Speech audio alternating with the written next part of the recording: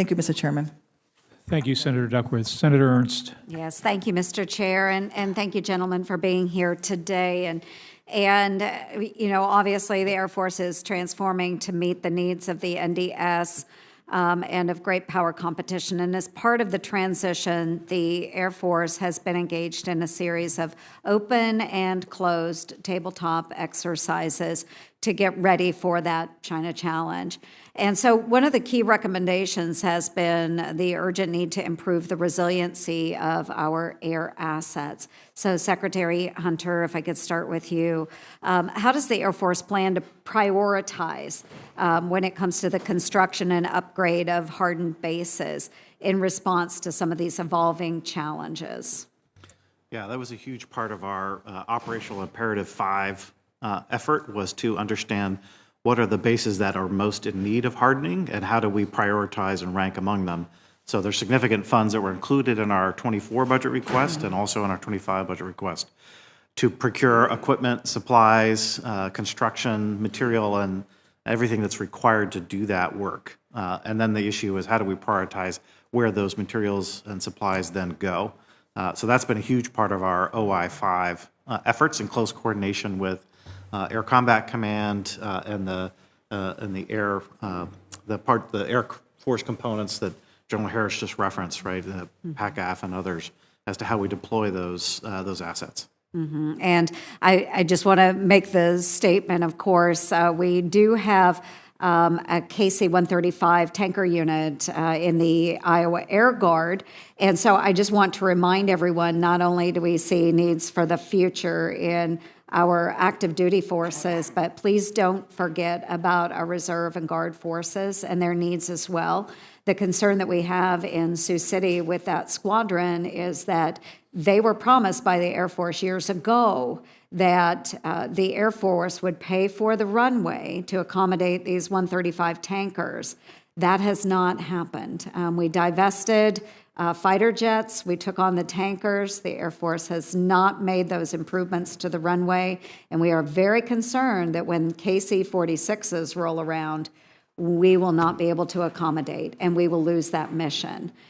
So the Iowa Guard continues to give and give and give, and yet we haven't received what the Air Force has promised. So I understand the need to move forward and harden structures in the future, but let's make sure we take care of the commitments that have already been made as well.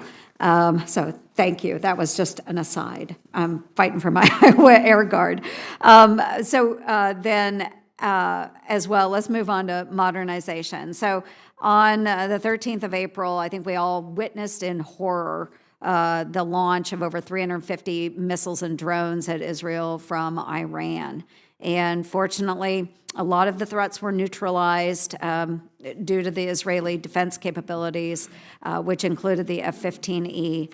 And General Moore, the Air Force currently plans to divest those Strike Eagles, over 100 of those, in order to modernize the Air Force. And what are we doing to make sure there is no capability gap? Yes, ma'am. So we are very proud of what happened as Iran took on multiple countries' air forces. First of all, I would say that the command and control that went behind that, all of the things that are a part of that system, not just the aircraft and the pilots, the munitions, command and control, there were no friendly fire incidents in that, in a very, very busy and very, very compressed airspace. That is amazing.